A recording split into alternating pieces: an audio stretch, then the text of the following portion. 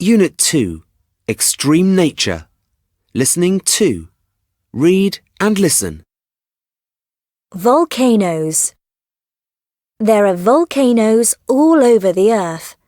They can be on land, underground, or under the sea. They can be dormant, which means they may erupt again, or they can be extinct, which means they will not erupt again. There are different types of volcanoes, and some are more dangerous than others. Volcanoes become dangerous when they erupt. Volcanoes erupt when red-hot rock, called magma, rises from inside the earth and comes out of a hole in the ground. Some of it flies into the air along with black ash. You can see this from many kilometers away. When the rock comes out of the hole, it is called lava, and it is so hot it is liquid. It can move across the land. Lava can destroy trees, roads, and homes. When lava cools, it becomes solid rock and forms a mountain shape. These types of volcanoes are called stratovolcanoes and are the most common type. One of the most famous stratovolcanoes is Mount Vesuvius in Italy. In 79 AD, Mount Vesuvius erupted and completely buried the city of Pompeii. In 1883, a stratovolcano called Krakatau in Indonesia erupted, destroying more than 100 towns and causing big changes to the environment and the climate. Mount Vesuvius is dormant and has not erupted since 1944. Krakatau erupted as recently as 2009. There are also volcanoes under the surface of the sea. These are called submarine volcanoes. If a submarine volcano erupts many times, it grows until it reaches the surface of the sea. The top forms an island. In 1963, fishermen near Iceland were surprised when they saw ash and steam rising from the sea. It was a submarine volcano. It grew and formed an island called Surtsey. The Hawaiian Islands, in the middle of the Pacific Ocean, were also formed by submarine volcanoes millions of years ago. Now, they are visited by thousands of tourists every year, even though they are not extinct and could erupt at any time. Supervolcanoes are much bigger than stratovolcanoes and are underground. They are the most dangerous of all volcanoes. You can't see them, but you can see hot water and steam rising from thousands of holes.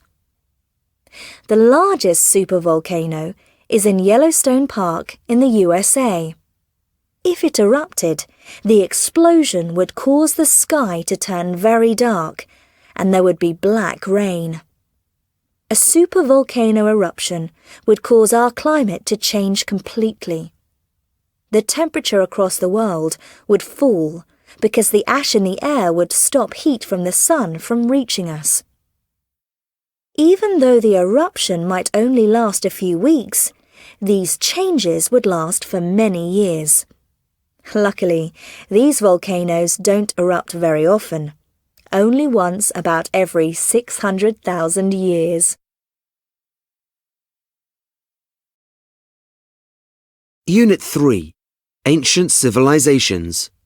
Listening 3. Read and listen. The Shang Dynasty.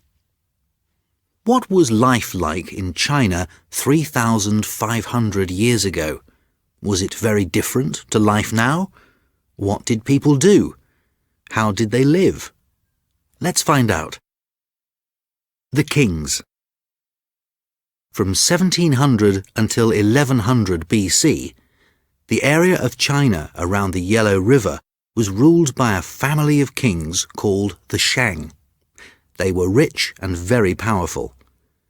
The king and his family lived in large palaces, decorated with beautiful objects. They had many servants who made them food and did all the work in the palaces, so they had an easy life. When a king died, they buried him in an underground tomb and filled it with expensive objects, jewellery, works of art, and weapons. The people. The richest people of ancient China were priests and warriors. They lived in cities with very high walls. Their houses were large and made of wood or brick. They wore beautiful gowns made of silk. They didn't work and spent their time hunting and horse riding. Other people lived outside the walls, in houses made of mud. They were merchants and craftsmen, so they worked for their living. They were not poor, but they were not protected during wars.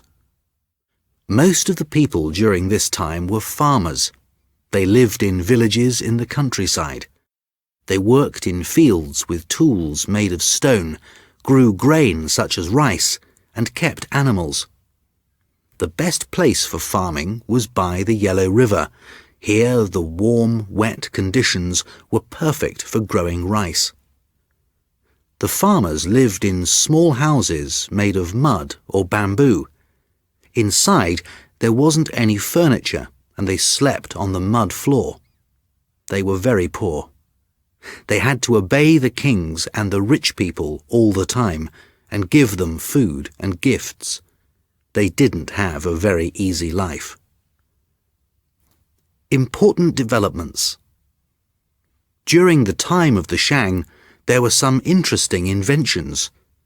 The Chinese discovered how to make bronze by mixing other metals together. Bronze is an important metal because it is strong and lasts for a very long time. The Chinese made all kinds of things from bronze: pots for cooking, cups for drinking, jewellery and weapons. But perhaps the most important development during the time of the Shang was writing.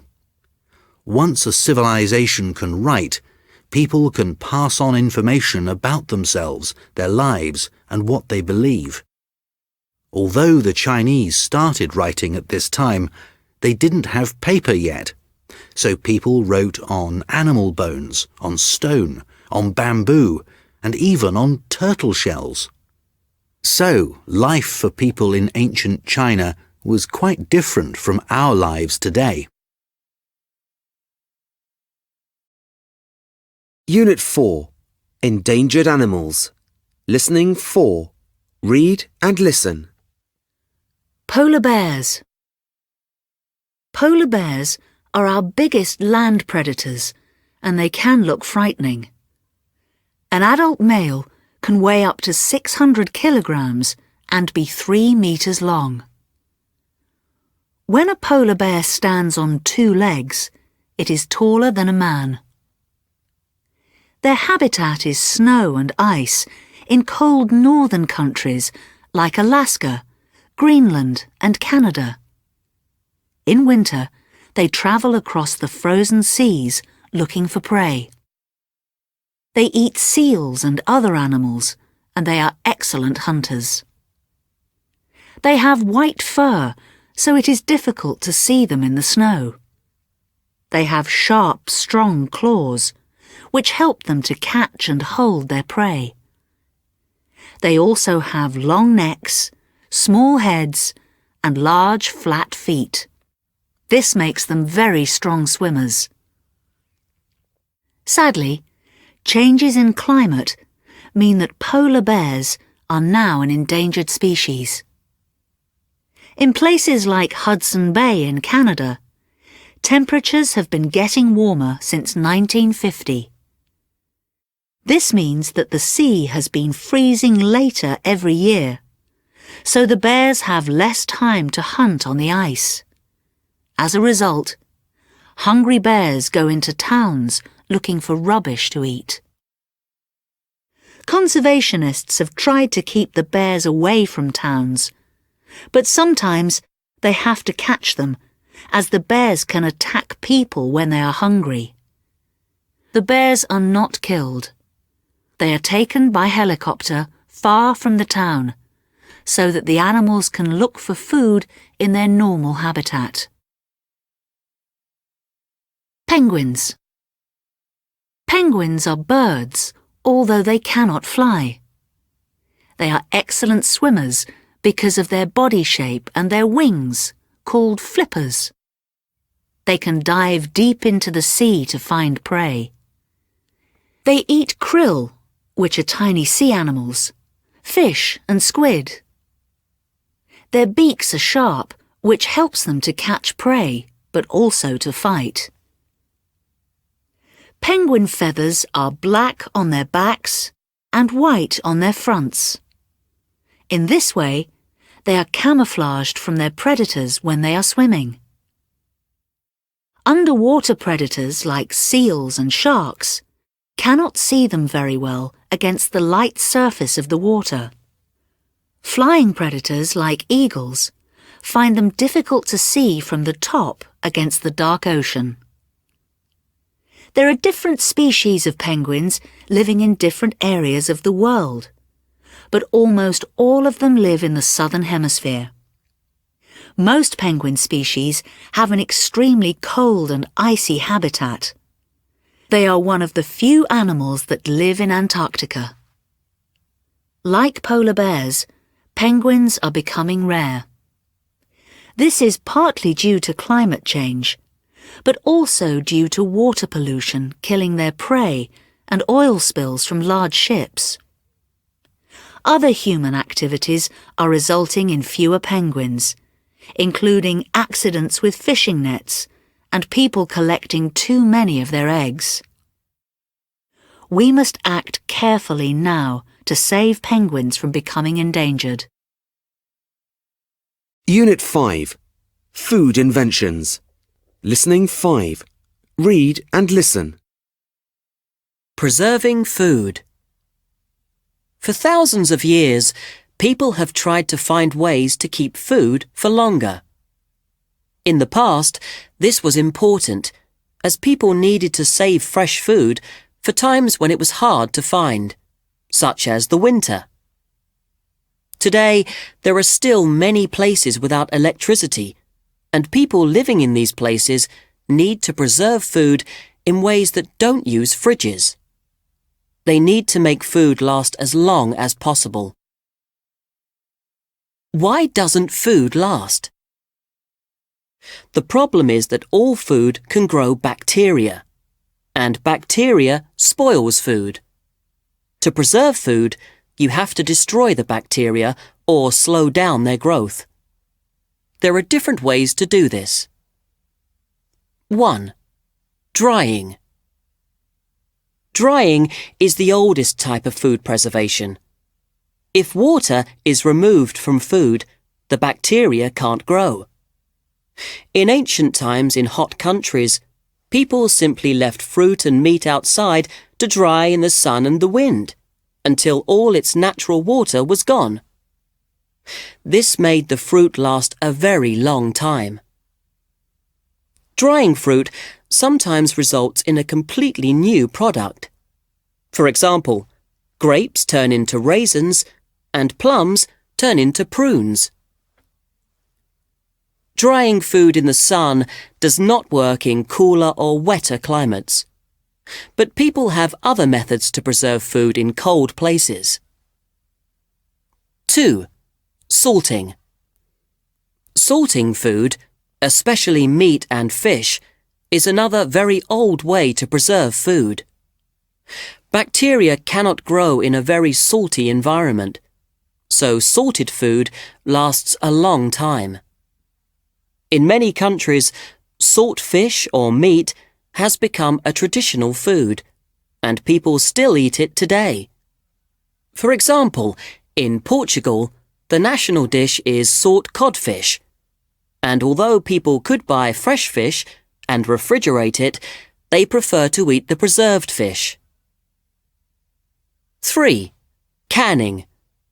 A more modern way to preserve food was discovered in 1809 by an inventor called Nicolas Appert. he found that if food is heated at high temperatures and then sealed in a container, the food lasts for months. This is because the bacteria are killed when they are heated and cannot grow again without air. Vegetables and fizzy drinks in cans and jam and juice in bottles are preserved using this method. 4. Freezing. Another newer method of food preservation is freezing. In the 1900s, a scientist called Clarence Birdseye went to the Arctic. He noticed that when fish was caught, it froze quickly in the icy conditions. He realized that freezing food slowed down the growth of bacteria.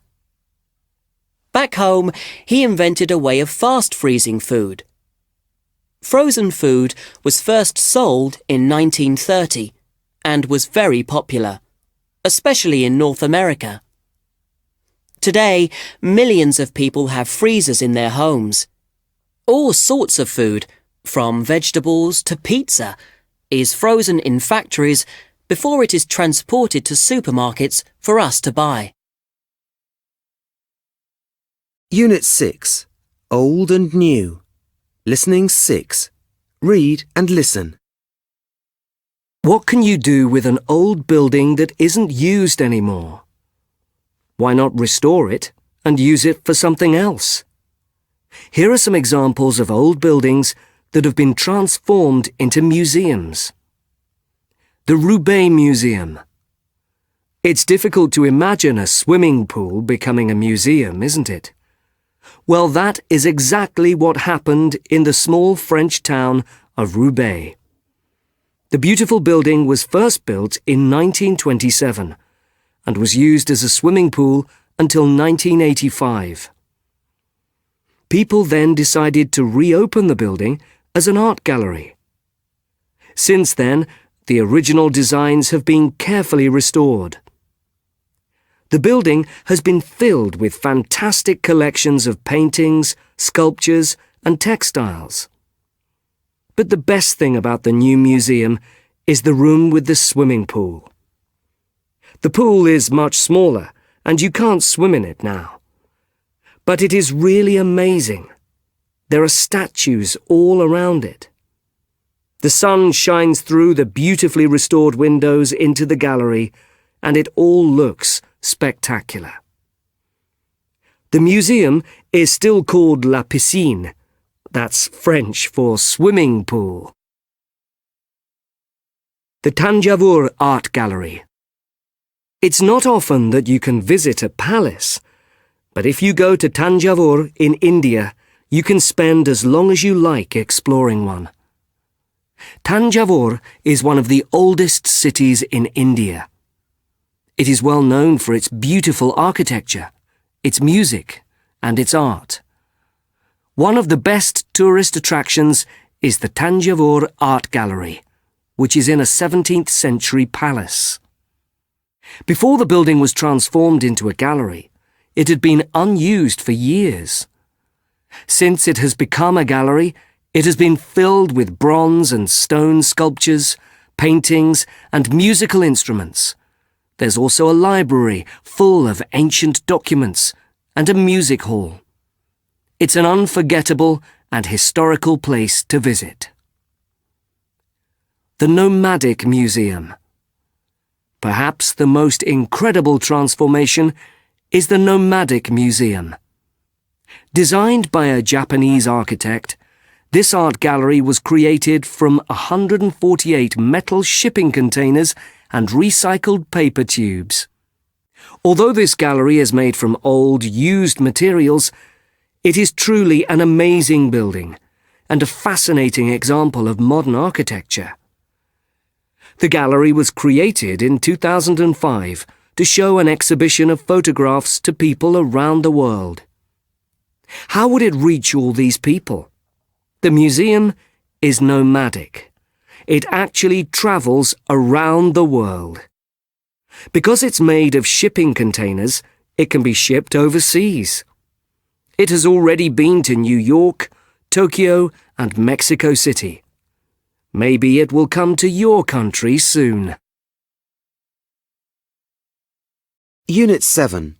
Moving Pictures. Listening 7. Read and listen. The history of film. Frequently asked questions. Who invented films? It's difficult to say. Lots of people played a part in the development of the cinema. A man called Muybridge made the first moving picture in 1878. It was a film of a horse running, and it was only a few seconds long. By 1895, other people had invented various machines for showing moving pictures, but many of these could only be watched by one person at a time. The development of machines that could project films onto a screen was important. Thomas Edison was one of the first to show very short films to audiences of 20 or more people. His films showed acrobats and dancers performing, or everyday events like a man sneezing. What were early films like? At first, films were only a few minutes long. They were black and white and silent. They were usually documentaries about different places, or news events, or comedies showing people falling over and making funny faces. Later, they became longer stories, but there was still no sound. Instead, there might be a musician playing a piano in the hall while the film was shown. What were the most popular kinds of early films? Musicals were probably the most popular kind of film throughout the 1930s and 1940s. A very famous actress and singer at that time was Shirley Temple. She was only a 5-year-old girl, but everyone loved watching her sing and dance. When did films get colour and sound? The very first movie to be in colour and to have sound was shown in 1927. It was called The Jazz Singer. From then on, more and more films were produced in colour, and almost all films had sound. When were cartoons invented? Cartoons, or animated films, were first made in the 1890s. Cartoons are made from hundreds of drawings, photographed one by one. Each drawing is slightly different from the one before. When they are shown very quickly, it looks like the characters and objects in the drawings are moving. One of the earliest animated movies and the very first Disney feature-length film was Snow White and the Seven Dwarfs. Until that time, cartoons had been short and only shown before the main movie. Now cartoons are watched by children and adults alike in cinemas. How are films different today? Many films are now made using computers. Computer-generated imagery, or CGI, are pictures that are made on computers. They are used for special effects in films. For example, the dinosaurs in Jurassic Park and the scenes in Titanic when the ship is sinking were done with CGI. Toy Story was the first feature-length film created completely with CGI in 1995. Unit 8. Once Upon a Time. Listening 8. Read and listen. The Greedy Farmer. Once upon a time, there was a farmer who lived in a small village. He was not very wealthy, but he was very ambitious. He wanted to make more and more money. In the springtime, when it was rainy, he called out, "If it were sunny, I could plant some wheat. I wish it were sunny." The next day, by chance, it became sunny, and the farmer planted some wheat. After a few weeks, he began to get impatient. His crop needed rain now. He called out, "If it were rainy, it would be useful for my wheat." The following day, it rained. Now he thought he could get everything he wanted. The very next day, he called out, "If it rained more, My wheat would grow higher and higher. The following day, it rained again. That summer, he had the biggest and best crop he had ever had. He harvested his wheat and collected it in a big pile. He should have been happy, but he was so greedy he called out, "If it had rained even more, my wheat harvest would have been even bigger." Suddenly, heavy rain began to pour. It rained harder and harder and didn't stop until all of the farmer's wheat washed away with the water. Brotherly love. A long, long time ago, 2 brothers lived in a village. They were both farmers and grew corn. The older brother had many children to feed, so he had very little money. The younger brother also had a big family to look after. Although the brothers were poor, they lived happily. One year there was a drought and the corn did not grow well. The brothers collected their small harvest and stored the grain in their barns. That night, the older brother could not sleep. He was worried about his brother. Would he have enough grain to feed his family? At last, the older brother got out of bed. He went to his barn and filled a bag with grain. Then he went silently to his brother's house and secretly added the grain to his brother's pile. Every night he did the same thing. He took some of his own grain and added it to his brother's store. But after a while, he noticed something strange. His pile of grain never looked smaller in the morning. One night, he decided to find out why. After it had got dark, he hid near his barn and watched. At last, a man approached with his own bag of grain. At first, he did not know who it was. Then he was amazed to see his own brother. Every night, the younger brother had done the same thing, taken grain from his own pile to give to his brother. It was true brotherly love. Unit 9. Rescued. Listening 9. Read and listen. Father and son rescued at sea. Last Friday morning, Australian man Ben Hammond and his teenage son Michael were rescued from their fishing boat in the Coral Sea. They had set off from Murray Island, off the northeast coast of Australia, 20 days earlier on a fishing trip. They had only planned to go for a few hours. "Everything was great at first," said Mr. Hammond.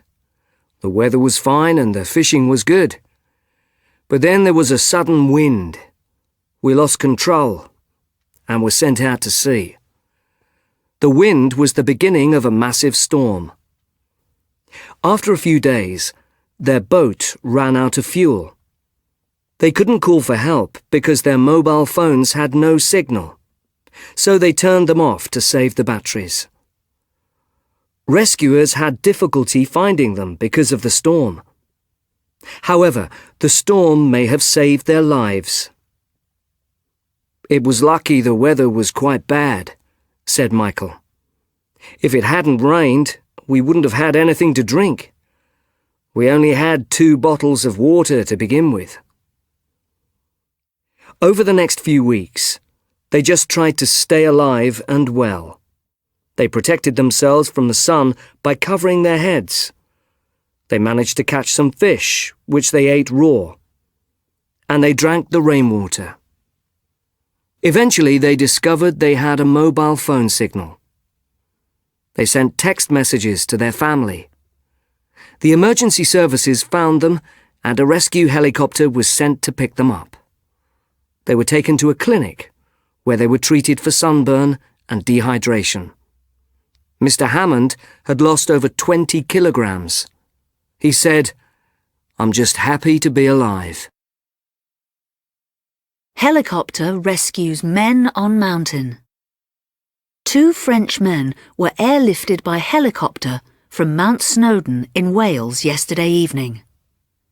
Luc Morel and Marc Dubois had set out in the morning when the weather had been good. They had reached the peak and were on their way back down. Unfortunately, at about 4 p.m, it had started to rain, and then the mist had come in. It was difficult to see, and Mark slipped and fell. "We wouldn't have gone if we had known about the bad weather," said Mark. "But we hadn't listened to the weather forecast."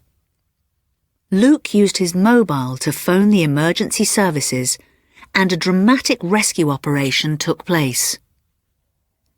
"If they hadn't phoned so early, we wouldn't have found them," said one rescue worker. "If they had left it longer, it would have been dark." The rescue operation lasted for about 2 hours. Fortunately, Mark wasn't badly injured. They were both wet and tired, but they were well and happy to be back down. Unit 10. Languages. Listening 10. Read and listen. Voices of India. India has an incredible number of different languages. There are 22 major languages and over 1,600 regional dialects or varieties of those languages.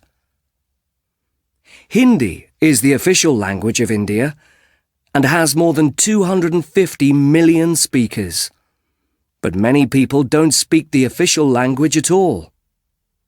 Traditionally, the language that people learnt and spoke depended on where they lived. For example, people who lived in the Assam region of India spoke Assamese, though now people there may speak Hindi or Bengali, or even English. Some of the Indian languages are extremely old. One of the earliest known written scripts in the world came from India. It is called Harappan, and it has pictures like Egyptian hieroglyphs. The problem is that nobody can read or understand Harappan today. Sanskrit is also an ancient language. Some of the written stories in Sanskrit are more than 5,000 years old. But Sanskrit is almost a dead language, as few people actually speak it today. There are only around 200,000 people who can speak Sanskrit well. These days, English is very widely spoken, especially in government and education, and it is sometimes called the working language of India. Although people have many different mother tongues, English is often the second language which is acquired once formal education begins. But English is not the dominant language in every aspect of Indian life. In homes across the country, hundreds of very old dialects are being passed on from generation to generation. Outside the home, films are being produced, and newspapers and books are being written in all the major languages, and over 50 languages are taught in schools. So, is it difficult having all these different languages? We talked to some school children in India to find out. Haresh, 11, Kashmir. I'm from Kashmir. I speak Urdu because it's the official language here. Most of my classes are taught in Urdu. I also speak Kashmiri because my parents speak it at home to me, and I speak a little English at school. I think learning languages is important because it's important to communicate with people. Samir, 12, Delhi. I live in a big city called Delhi. It is really multilingual here. I speak Punjabi at home because my older relatives don't understand any other language.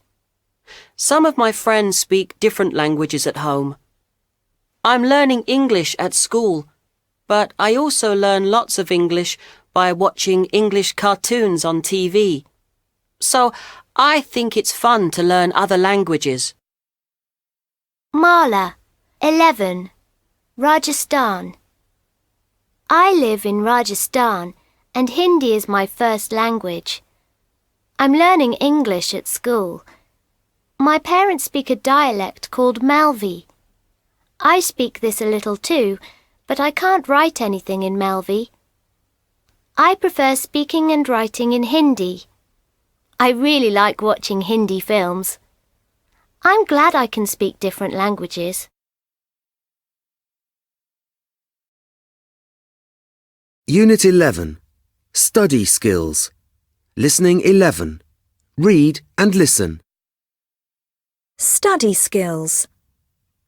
Are you learning English? Do you like English but find it difficult to remember new grammar and vocabulary? Would you like some ideas about how to make your language learning easier? If you answered yes to any of those questions, here's some advice that we hope will help. Learning vocabulary. Each time you learn a new word, write it in a vocabulary book with its part of speech. You don't have to translate the word into your language.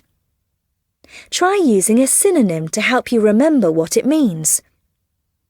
You should also look it up in a dictionary and write the English definition. When your teacher asks you to learn some words for a vocabulary test, you should write them down on a piece of paper or a sticky note and put them on your bedroom wall. Every time you see the words, you will think about their spellings and their meanings. Draw spidergrams. These are fun to do. Draw a circle and write the name of a topic in the middle. Draw lines from the circle to other shapes and write the names of subtopics in the middle of those. Then, draw lines from each of these shapes and write words connected with the topics. Learning grammar. After you've learnt a new grammar point at school, you should go home and look through what you did in the lesson. Look at sentences in your course book and highlight examples of the new grammar. You could use a coloured pen to underline the examples or circle them. Then, in a notebook, write the name of the new grammar point, for example, the past simple, and then write simple sentences about yourself using the new grammar. So, if you've just learnt the past simple, write some sentences about what you did yesterday. Make a test for a friend or your brother or sister. This can be a lot of fun. Because you are doing this with a friend, you won't be nervous. Write 5 to 8 sentences using the grammar point. Then, you can erase the verb or just leave a blank space where the verb should be. Your friend should try to write the verb correctly. You will be learning as you write the test, and then your friend can make a test for you too. Remember, if you are not sure about something, you should always ask a teacher, parent, or friend for help. Asking questions is one of the best ways to learn. Unit 12. It's holiday time. Listening 12. Read and listen. Do you wish you were on a beach where the sand is golden and the water is crystal clear? Do you wish you could explore the wonders of the deep blue sea? Do you dream of camping in the desert under the stars? Imagine a holiday where you could do all of these things and more. Welcome to Sharm el-Sheikh. Sharm el-Sheikh is one of Egypt's biggest and most popular resorts. It lies south of the Sinai Peninsula, between the desert and the Red Sea. The climate is hot and sunny all year round, and there are lots of exciting activities for everyone. The amazing Red Sea. The Red Sea is famous for its sea life and clear, beautiful water. You can snorkel close to the shore in places such as Garden Reef Bay and see colourful tropical fish and other incredible sea creatures swimming amongst the coral. There are around 1,500 different types of sea life along the coast and over 400 species of coral. For the more adventurous visitors, the Red Sea is perfect for scuba diving. Don't worry if it's your first time. You can take a course at a diving school with trained instructors who will teach you everything you need to know. You can then go on a diving trip where you will discover the amazing sights of the deep sea and may even come across an ancient shipwreck. If you want to see what lies under the surface of the sea, but don't want to go in the water, take an hour-long trip in a glass-bottomed boat instead. See the brightly coloured fish swimming right under your feet. The spectacular Sinai Desert. If you prefer to stay on dry land, the desert offers all kinds of thrilling adventures. If excitement is what you want, try quad biking across the dunes. If you're looking for a quieter kind of adventure, go on an organised group safari where you'll spot rare and beautiful birds and have the truly unforgettable experience of a camel ride. At night, you can camp in the open air, under the starry sky. Imagine watching the sun rise over the desert when you wake up. The treasures of Nama Bay. No visit to Sharm el-Sheikh would be complete without finding some fantastic souvenirs to remember your holiday. Nama Bay is the place to go for shopping. Here you will find whatever you are looking for, from beautiful silver jewellery in the modern shops to traditional handicrafts like carpets and bags in the busy, colourful markets. Nama Bay is also home to some of the region's most luxurious hotels, and you will find restaurants offering some of Egypt's most delicious dishes. So, if you're looking for an experience you'll never forget, come to Sharm el-Sheikh on your next holiday. We are waiting to welcome you.